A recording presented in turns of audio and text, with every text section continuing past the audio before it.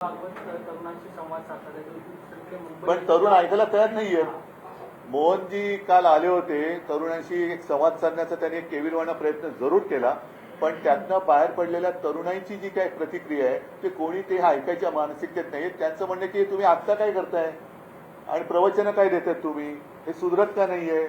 सरकार तुमचं आहे ना, सरकार तुमचं आहे, तुम्ही मेहनत करून आणलेलं सरकार आहे. हे सरकार असं वागताना तुम्ही गप्प का बसलात, का तिकडे जाऊन भेटला नाही लोकांना.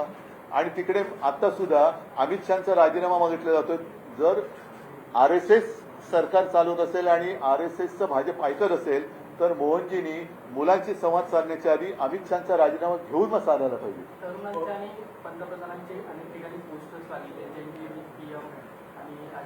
हे भाडोत्री लोक आहे. या भाडोत्री ही आता काय झाले, भाजपला आता फेस सेव्हिंग राहिलेलं नाही कारण त्यांच्या तोंडाला फेस आलाय. म्हणून जसं ते ट्रोलर गँग आहे, हे गँग आहे, त्या गँग आहे, तशी त्यांची पोस्टर गँग आहे. सोडून द्या. मला हा विषय फार आता महत्वाचा वाटतो की आमच्या केसची सुनावणी सुरू असताना जे पंतप्रधान जेनझीना नाही भेटले ते पंतप्रधान गद्दारांना भेटतायत आणि गद्दारांना सांगतायत की भिवू नका, मी तुमच्या पाठीशी आहे. हे फार आक्षेपार्ह आहे आणि ह्याची दखल आम्ही तर घेतोच आहोत, जनतेने घेतली पाहिजे, पण सर्वोच्च न्यायालयाने सुद्धा घेतली पाहिजे आणि विचारलं पाहिजे की नेमकं तुम्ही कोणाला बोललेला आहात. सर, तुम्ही मुद्दा न्यायालयात मांडला का, याची भेट झाली नाही. आम्ही ते मांडू आता, पण हे मी जनतेच्या न्यायालयात तर पहिल्या प्रथम मांडतोय. जनतेच्या न्यायालयात आपल्या माध्यमातून मी मांडतोय आणि हे आक्षेपार्ह आहे. पहिली गोष्ट, कोणाच्या पाठीशी वगैरे हा तर भाग वेगळाच, पण गद्दारांना आमच्या देशाचा पंतप्रधान भेटतोय आणि गद्दारी केल्याबद्दल घेऊ नका, मी तुमच्या पाठीशी सांगतोय, हे फार निंदनीय आहे. ठीक आहे, चलो धन्यवाद.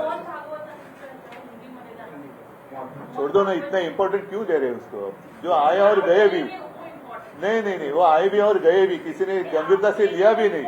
नहीं, मैंने उनको मैं नहीं दे रहा हूँ इम्पोर्टेंस, मेरे लिए देश का नहीं नहीं नहीं, इसलिए मैं नहीं दे रहा, इसलिए मैं नहीं बोलना चाहता.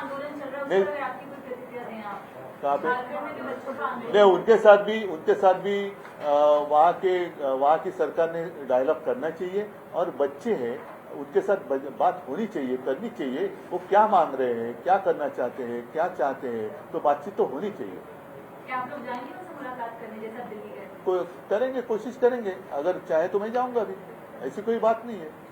ठीक है, फिलहाल मैं दोहराता हूँ. जिस तरह से प्रशांत किशोर की जीत हुई और फिर छोड़ो ना, अभी इस मुद्दे से आप गुमराह नहीं करना किसी को. ये मुद्दा आज के दिन महत्वपूर्ण मुद्दा है.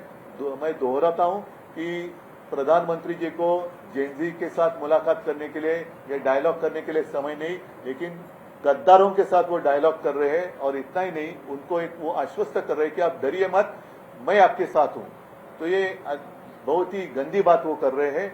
इस तरीके से प्रशासन उनसे हमें अपेक्षित नहीं था. सर, पीएम जो मुलाकात कर रहे हैं, लोकसभा में बहुत सारे बिल आने वाले हैं, डिलिमिटेशन का बिल है. नहीं, ठीक है, वो उसके ऊपर जब की तब बात करेंगे.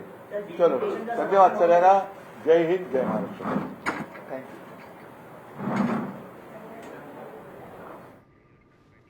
तर उद्धव ठाकरे यांची पत्रकार परिषद झाली आहे आणि त्यावेळी त्यांनी शिंदे आणि पंतप्रधान मोदी यांच्यावर सडकून टीका केली आहे. गद्दारीचा व्हायरस संपूर्ण देशात पसरला असल्याचं ठाकरे यांनी म्हटलेलं आहे. ही लढाई केवळ शिवसेनेची उरलेली नाहीये असं देखील त्यांनी म्हटलंय.